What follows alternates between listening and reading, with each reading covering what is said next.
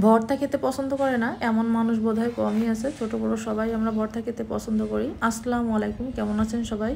শীতের সকালে দারুণ একটা রেসিপি নিয়ে এসেছি, সেটা হচ্ছে বেগুন পোড়া ভর্তা আর আলু ভর্তা। ধোয়া ওঠা গরম ভাত আর সাথে যদি থাকে ভর্তা, আমার মনে হয় আর কোনো কিছুই লাগে না। চলুন তাহলে আজকের রেসিপি শুরু করা যাক। বেগুন পোড়া দেওয়ার জন্য বেগুনটা আগে কেটে নেব।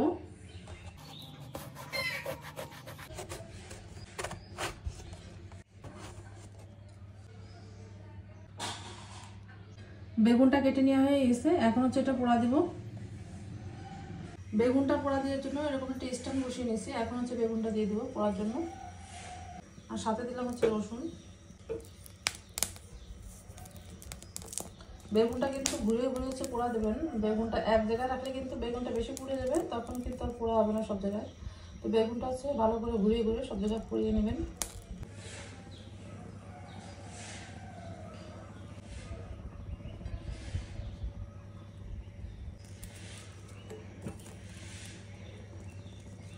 আর এই মুখ সাইডটা কিন্তু মানে ভিতরে দিয়ে দিবেন, তার মানে কিন্তু মুখের দিকটা খুব বেশি ভালো পোড়া হয় না, শক্ত শক্ত থেকে যায়। তাই মুখ সাইডটা হচ্ছে ভিতরের দিকে দেবেন যাতে ভালো করে পোড়া হয়। কতগুলো কাঁচামরিচও দিয়ে দিচ্ছি পোড়ানোর জন্য। আর এই যে দেখুন রসুনটা পুড়িয়ে পাশে রাখছি, এতে করে রসুনটার ভিতরে ভালো সিদ্ধ হবে, যার কারণে হচ্ছে ওই পাশে রেখে দিছি। ওই তাপে হচ্ছে রসুনটা ভালো করে সিদ্ধ হয়ে যাবে। কাঁচামরিচগুলো পুড়িয়ে নিয়ে এটাও পাশে রেখে দিলাম। এটা পুড়িয়ে নিয়ে হয়ে গেছে, এখন হচ্ছে বেগুনের এই উপরের খোসাগুলো মানে ফেলে দিব।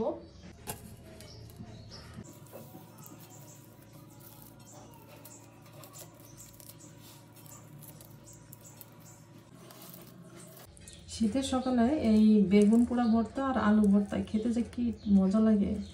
ভর্তা হচ্ছে আমার প্রিয় একটা খাবার, আর তার ভিতরে হচ্ছে এই বেগুন পোড়া ভর্তা। আলুটা আমার কাছে খুব বেশি একটা ভালো লাগে না খেতে। আমার কাছে হচ্ছে মিক্সড যে ভর্তাটা তৈরি করা হয়, সিম আলু দিয়ে যে ভর্তাটা তৈরি করা হয়, বা বেগুন দিয়ে আলু দিয়ে, ওটা খেতে আমার কাছে অনেক বেশি ভালো লাগে। শুধু আলু আমার কাছে ভালো লাগে না খেতে। এই দেখুন মুখটাও কত সুন্দর সিদ্ধ হয়ে গেছে। এই মুখটা কিন্তু ভালো করে ফেড়ে দিবেন। এই দেখুন আমি কিন্তু একেবারে কেচে দিছি। অনেকে আছে যে শুধু এই পিছন সাইডটা ফেড়ে দেয় আর ভিতরটা আছে আস্ত রাখে, ওই জন্য হচ্ছে এই মানে মুখটা ভালো সিদ্ধ হয় না, কারণ মুখটা তো একটু শক্ত শক্ত থাকে মুখের সাইডটা। বেগুন তো এমনি নরম, কিন্তু মুখের সাইডটা মানে এইখানটার তুলনায় আছে এই উপরের দিকটা একটু শক্ত থাকে, যার কারণে হচ্ছে খুব বেশি ভালো পোড়াও হয় না। বেগুনটা পরিষ্কার করে নিয়ে গেছি, এখন হচ্ছে ভর্তা তৈরি করে নেব। বেগুনটা কিন্তু আমি মানে ধুয়ে ফেলিনি, ধুয়ে ফেললে কিন্তু ওই বেগুনের টেস্টটা থাকে না, এজন্য হচ্ছে কখনোই বেগুন পুড়িয়ে ধোবেন না, কেউই ধোবেন না কখনো। ভর্তার জন্য মরিচগুলো দিয়ে দিলাম, আর রসুনটা হচ্ছে ছিলে নেব। এখন হচ্ছে ভর্তাটা রেডি করে নিই। দিয়ে দিলাম হচ্ছে পেঁয়াজ কুচি, আগে দিচ্ছি হচ্ছে কাঁচামরিচ রসুন, আর এখন দিলাম হচ্ছে পেঁয়াজ কুচি, সাথে দিব হচ্ছে শুকনো মরিচ। ভর্তা হচ্ছে একটু ঝাল ঝাল হলে বেশি ভালো লাগে খেতে, তো আপনারা যারা ঝাল খেতে পছন্দ করেন না তারা বাদ দিয়ে দেবেন। এখন এগুলো লবণ দিয়ে একটু কচলিয়ে নিব। কাঁচামরিচ দিচ্ছি হচ্ছে 4টা, শুকনো মরিচ দিচ্ছি হচ্ছে 3টা, বেগুন হচ্ছে 1টা। কি পরিমাণে যে ঝাল হবে না, আসলে ঝাল ঝাল ভর্তাই বেশি ভালো লাগে খেতে। কার কাছে কেমন লাগে জানি না, কিন্তু আমার কাছে এমনি একটু ঝাল বেশি ভালো লাগে খেতে। আমার কাছে মিষ্টি কখনোই পছন্দ না। এখন এর ভিতরে দেবো হচ্ছে ধনিয়া পাতা কুচি, দেবো একটু সরিষার তেল। এখন হচ্ছে এই সব কিছু মেখে নিব ভালো করে।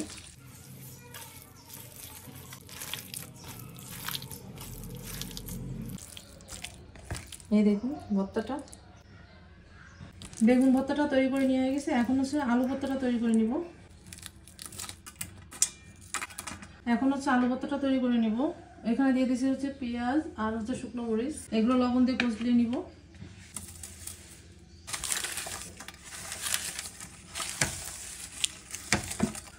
এখন এর ভিতরে দিব হচ্ছে ধনিয়া পাতা কুচি, দিব হচ্ছে সরিষার তেল। এখন এগুলো সব ভালো করে কষলিয়ে নিব। সব কিছু মেখে নিয়ে হয়ে গেছে, এখন এর ভিতরে দিব হচ্ছে আলু।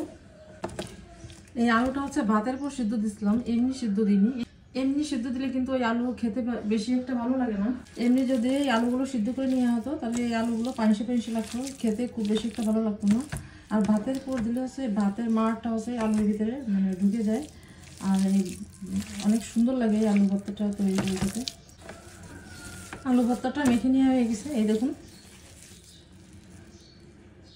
এখন হচ্ছে খাওয়ার পালা।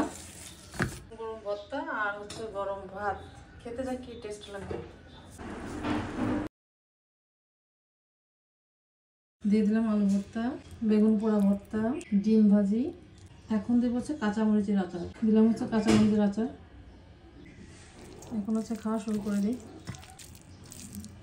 তো কেমন লাগলো শীতের সকালের নাস্তা কমেন্ট করে জানিয়ে দেবেন। যদি ভালো লেগে থাকে তাহলে লাইক কমেন্ট শেয়ার করে দেবেন। বিসমিল্লাহ। আবারও দেখা হচ্ছে অন্য কোনো রেসিপিতে। সেই পর্যন্ত সবাই ভালো থাকুন, সুস্থ থাকুন। আল্লাহ হাফেজ।